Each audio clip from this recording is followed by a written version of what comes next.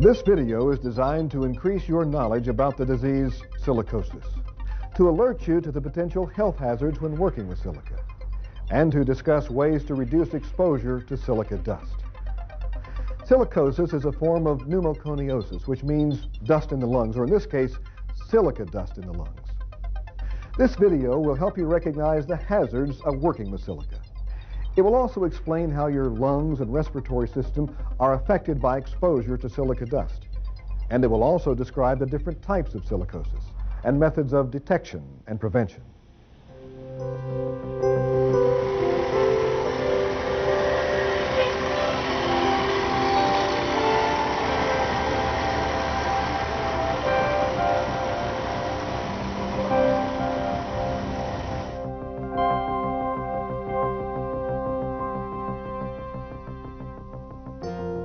Doctor, I've been hearing in our training classes about silicosis, but I'm not exactly sure what it is.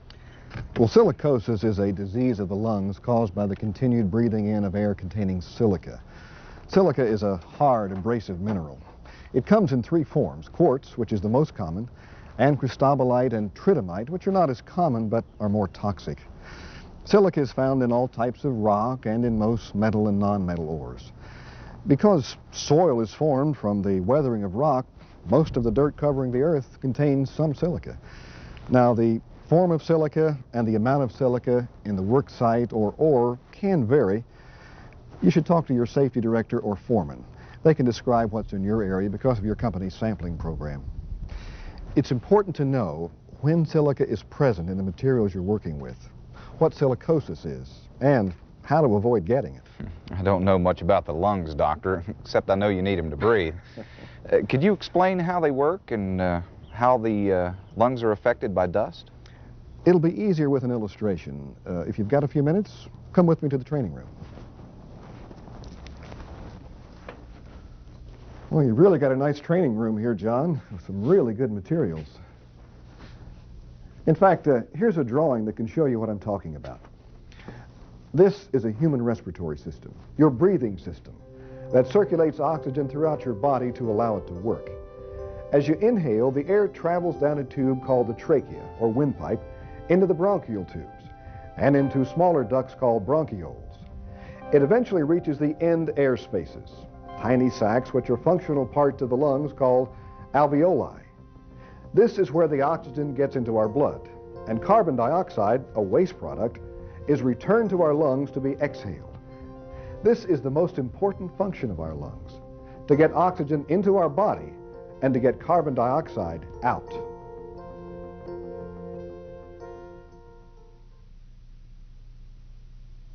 Well, the human lung is quite a unique organ. Keep in mind, though, that anything that can significantly affect the exchange of oxygen and carbon dioxide can cause health problems for a person.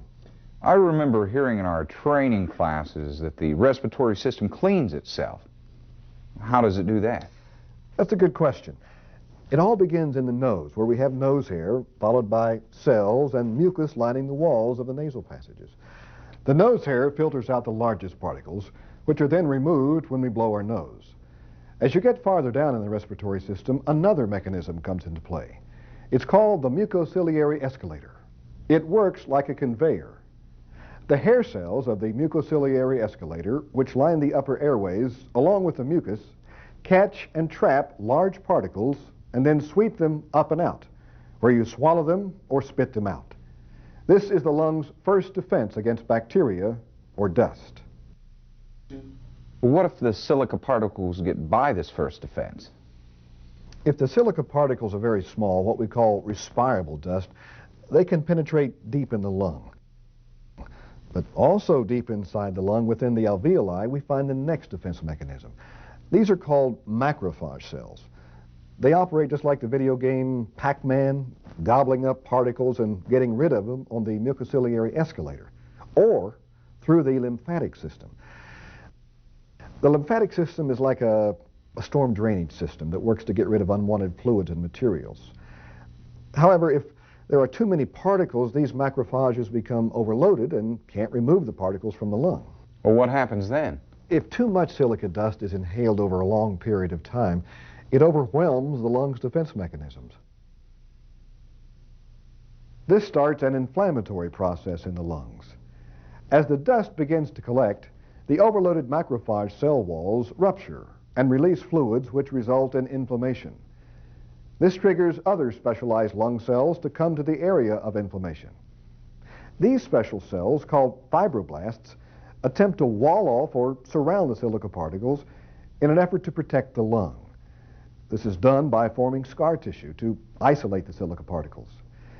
This scarring is similar to the process that happens after you cut your finger and a scar forms as the cut heals.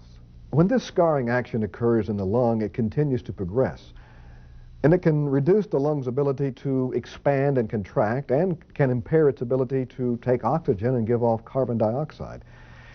If too much healthy lung tissue is replaced by scar tissue, you develop complicated silicosis, which may be a disabling disease that can eventually cause death. Does the amount of dust I'm working in affect whether I get the disease or how bad it is? Oh, definitely. There are basically three types of this disease: acute, accelerated, and chronic. They're characterized by the speed in which the lungs get overloaded and scarred. Now, this speed is determined by the amount and duration of exposure.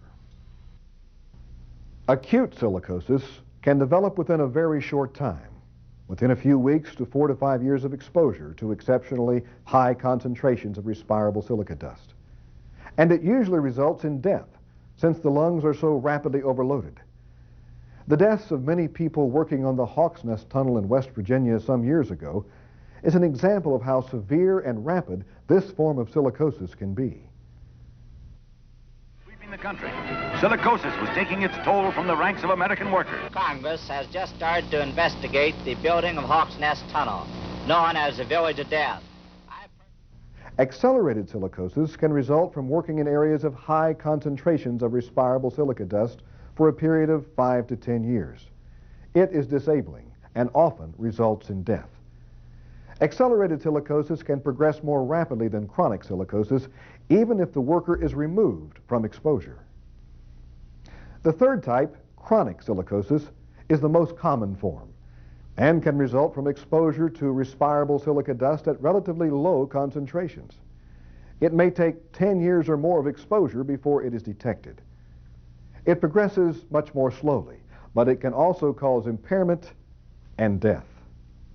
The Mine Safety and Health Administration is currently evaluating the scientific information to determine if a new limit should be proposed. Meanwhile, it's always a good idea to keep silica exposure as low as possible. If you find yourself working in an extremely dusty task, ask your employer, miner's representative, or MSHA what can be done to reduce your exposure. What are the symptoms of silicosis anyway? Do they differ among the types of silicosis? Common symptoms are shortness of breath, fatigue, and difficulty in performing tasks, like walking upstairs. The severity of the symptoms and how soon they occur would differ among the three forms of silicosis. For example, these symptoms would occur rapidly and be very severe for acute silicosis. In the early stages of chronic silicosis, however, the miner may have no symptoms, but the disease may show up on an X-ray. Why an X-ray? Chest X-rays are the best way to detect most cases of silicosis in their early stages. The purpose of an X-ray is early detection of scarring in your lungs. With chronic silicosis, we can often detect evidence of dust exposure in your lungs many years before you would notice any symptoms, such as getting out of breath or tiring easily. If detected early, the company can take action to protect you against further exposure, reducing the possibility that the disease will progress. It is important to get X-rays, but it is just as important to have them read by a physician skilled in the recognition of dust diseases, such as a physician with a B Reader certification issued by NIOSH, the National Institute for Occupational Safety and Health. Well, how often should I have an X-ray? X-rays are taken some years apart because chronic silicosis, the most common form of silicosis, normally takes years to develop. You should have one soon after the start of your employment and then periodically thereafter. NIOSH recommends that ground silica workers have an X-ray every year, and for other workers with exposure to respirable silica, at least every 3 years. Isn't there some kind of blood test for silicosis like there is for other diseases? No, maybe someday, but right now the recommended method of detection is a chest x-ray. This is also part of normal medical screening and surveillance procedures for other dust diseases. Is there any cure for silicosis? There is no cure. The scarring of silicosis is irreversible. That's why early detection is so important. What about cancer? Now, I've heard that silica causes cancer, and bags of our industrial sand do carry cancer warnings. There are ongoing scientific studies on how breathing silica dust increases risk of developing lung cancer in humans. The International Agency for Research on Cancer, known as IARC, classified crystalline silica in the form of quartz and cristobalite as carcinogenic in humans, what is called a Group 1 classification. This determination was based on both human and animal studies. The evidence suggests that the lung tumors in rats result from persistent inflammation and scarring. However, IARC does not provide recommendations as to how to prevent cancer from occurring in humans. Both MSHA and NISA are carefully considering how to best control all hazards posed by silica based on the most current scientific data. A first step in preventing lung cancer is to prevent silicosis so the lungs aren't overloaded and scarred by silica. Some of my friends smoke. And does that determine whether or not you get silicosis? No, it doesn't. Although smoking is the leading cause of lung cancer and it can increase the frequency and severity of other lung diseases, it doesn't appear to increase the risk of developing silicosis or its progression. As you know, I'm always encouraging my patients to quit smoking to improve their overall health. But let's stay on silicosis for now. What are some of the things that can be done to help prevent silicosis? There are many things that can be done. The first line of defense is good engineering control, so that workers aren't exposed to silica dust.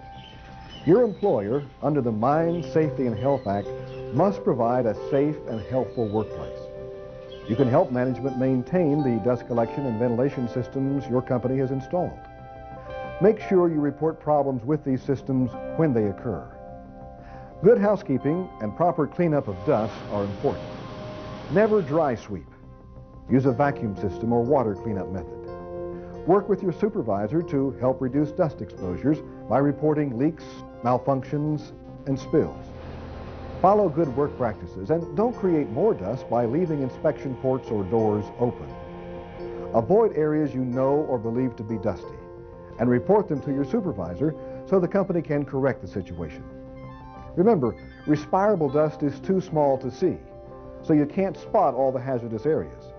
But a visibly dusty area is one that needs checked out. What about respirators? How important are they? I really don't like wearing them. Sometimes they're uncomfortable. I know respirators can be uncomfortable, but they are extremely important. They work just like the air filter in your car, only more efficiently. When used as a part of a good respirator program, they can be an effective barrier to prevent you from inhaling dust into your lungs, while permanent engineering controls are being installed. Although most people are always sensitive to anything on or around their face, respirators can be reasonably comfortable. To be effective, a respirator must make a good, tight seal with your face. That usually means no beards or mustaches. You should have a fit test annually, but if the respirator becomes uncomfortable, talk to your foreman or safety director. Sometimes people gain or lose weight or have new dentures, and the respirator they have no longer fits or feels comfortable.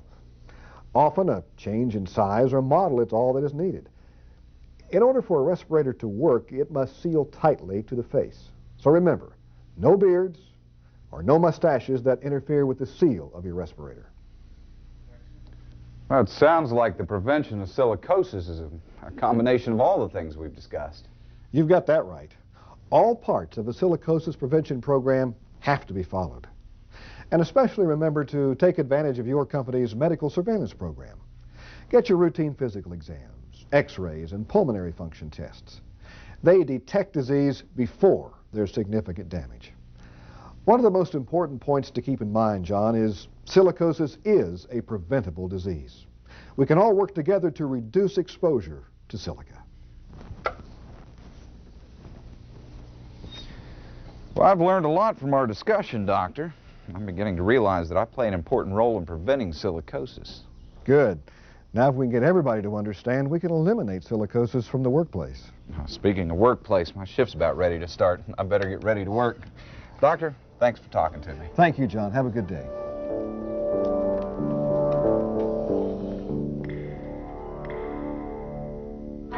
Silicosis is a preventable disease.